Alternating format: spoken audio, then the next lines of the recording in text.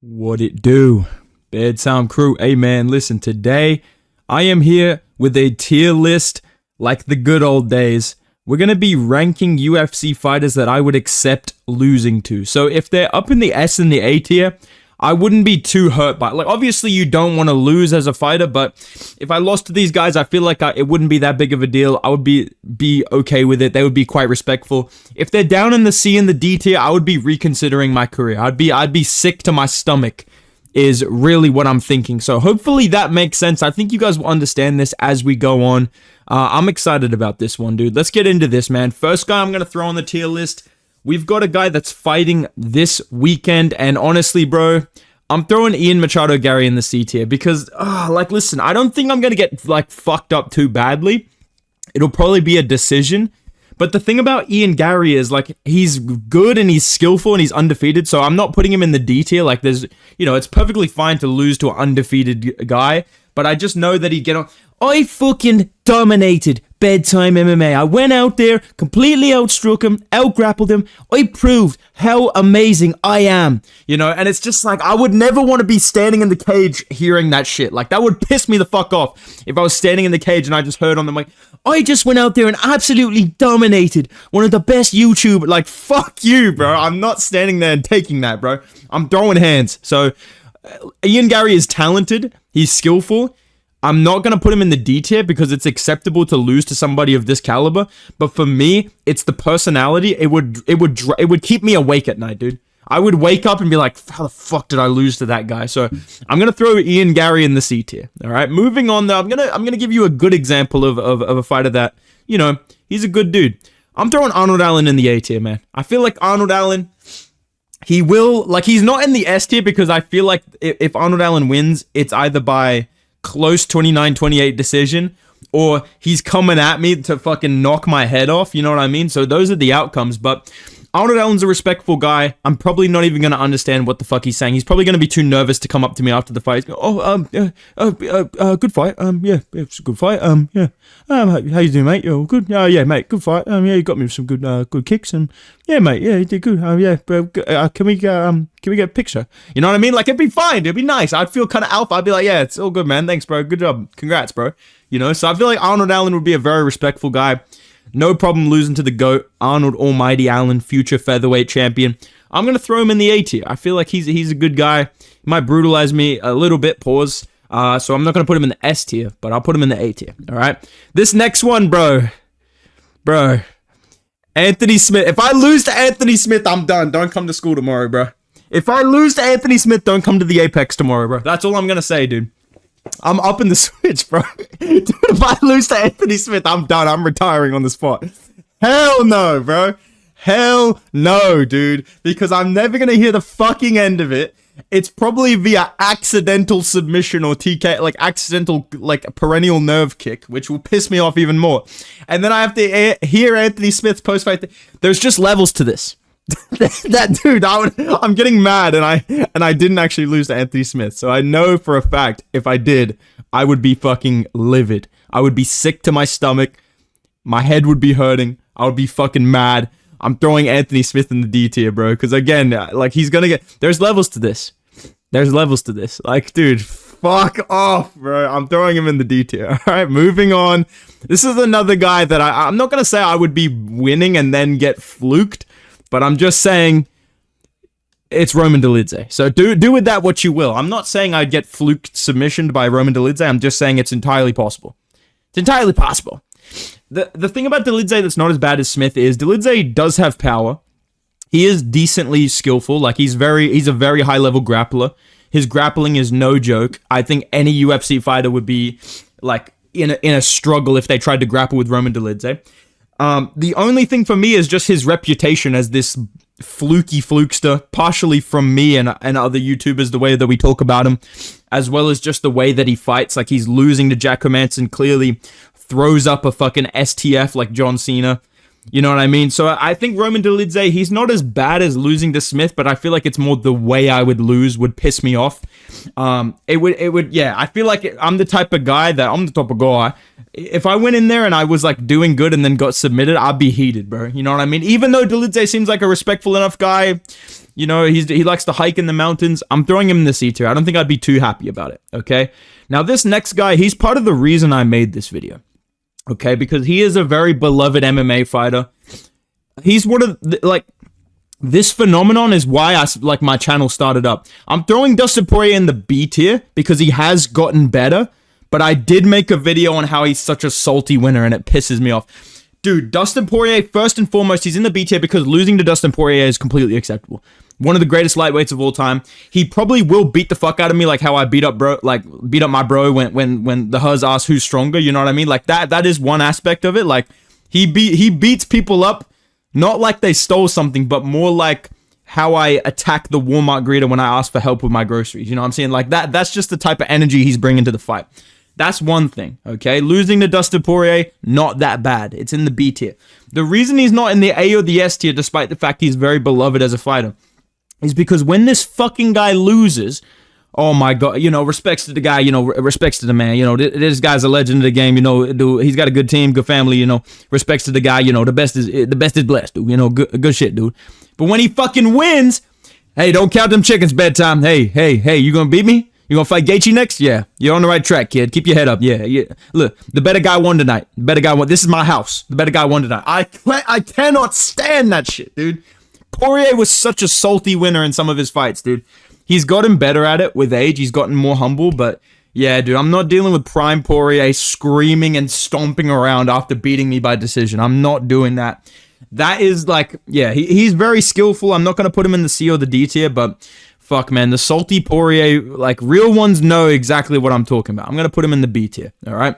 Moving on, this is another guy that I think like resume-wise and on paper, losing to this fighter is completely acceptable. There's no problem with losing to this guy. It's not going to damage your resume at all. It's just more how they're going to act when they win. I'm throwing Israel Adesanya in the B tier. He's similar. He's gotten a bit better. He's pretty humble. But I do know that if Israel Adesanya knocked me out, he would be doing a fucking TikTok dance over my body. He would lean down like a dog and pretend to pee on me. And I'm not going for that, bro. Like if I wake up and I already have to change my fight, like bedtime, I'm changing that shit immediately if I get slept by Izzy. Like I'm not doing that, right? So I have to get a new nickname. But then I wake up and I look at the screen and Israel is like, one time in your life, hey, I was in the nosebleeds. Now I made his nose bleed. Hey, I'm the dog in the yard, and I just pissed all over his dead body. Trust, I'm gonna dig him up and bury him again in the rematch. Don't worry. Trust. Like, dude, I'm feeling a certain way about that. Like, that's what I mean. This video is just making me fucking mad thinking about this shit. Okay, so I'm gonna put Izzy in the B tier because he's the second greatest middleweight of all time, behind Rainier Derrida, obviously. But it's not going to affect my legacy, but the way that he acts when he wins pisses me off. So I won't put him in the A tier. I won't put him in the S tier. He's skillful enough to be above, like, losing to fucking Roman Dolidze, let alone losing to fucking Anthony Smith. But he's not very humble in victory, I will say that, especially right in the moment, which is the most sensitive time, I would say, okay? Let's get a good example here. Let's get something wholesome going on. I feel like I'm getting quite mad. My blood pressure's fucking rising making this video. This next guy, I'm going to throw him in the S tier, dude. Mate, fucking Robert Whittaker comes at ya. He hits you with the fucking 1-2 head kick. He fucking whips that head kick up. There's nothing you can do about it, bro. I used to train with him, bro. He'd come at you. He'd fucking hit you with that. Losing to Robert Whittaker would be fine, dude. It might even be great. I might even enjoy it, dude. That's my boy, dude. I'd be happy for Whittaker. He'd be respectful. He'd be friendly. He'd be, you know, having a beer with me after. Robert Whittaker's a great guy. There's absolutely zero problem with losing to Robert Whittaker. I've probably chinned him at some point in the fight as well, so I can walk away with my head high. You know, I probably made him do the chicken dance in round 1 with a jab or something, and then, you know, I lose a decision. I'm not mad at that. I'm not mad at that. I'll take it. You know, Robert Whittaker's one of the greatest middleweights of all time, dude. So I think he's a perfect S-tier candidate. Respectful, good resume. No shame in losing to the guy. His style is not going to fuck me up too badly. Like, he's going to fucking jab me and take me down a couple of times. That's fine, dude. I probably rocked him. Like I said, I probably rocked him at some point. So, I'll take it. I'm throwing Robert Whittaker in the S tier.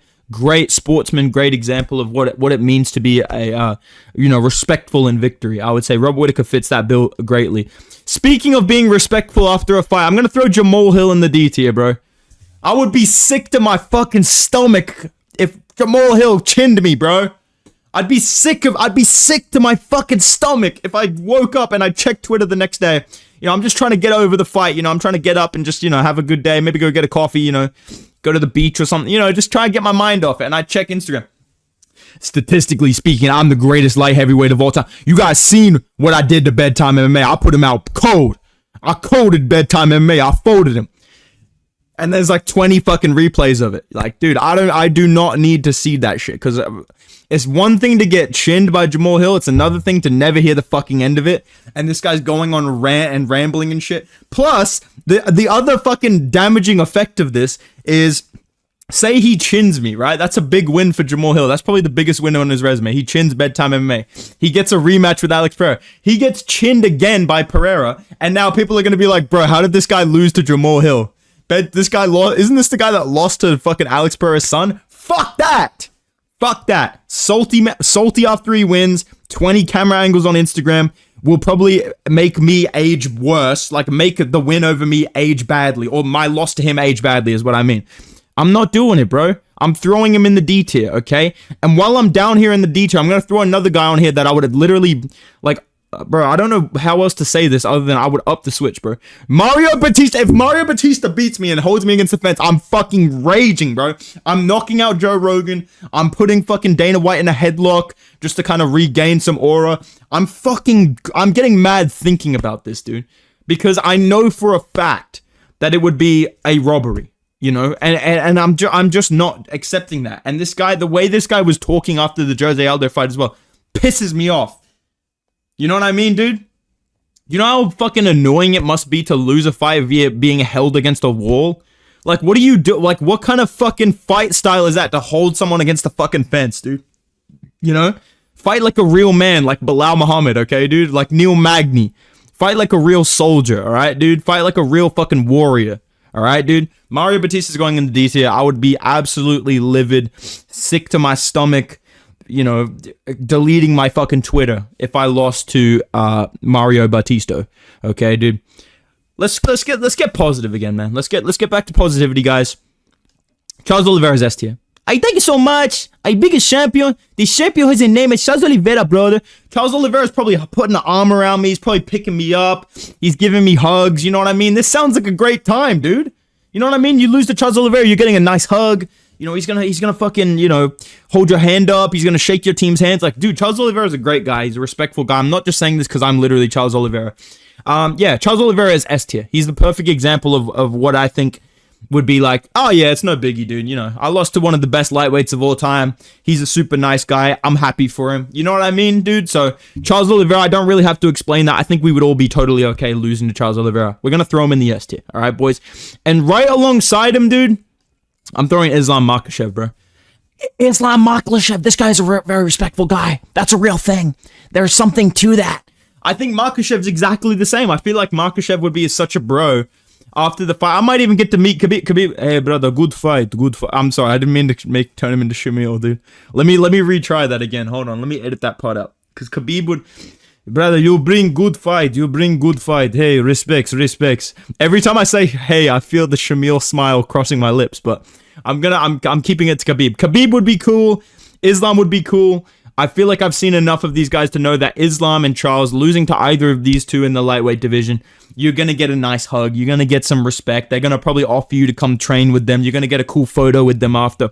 These guys are S tier candidates, okay?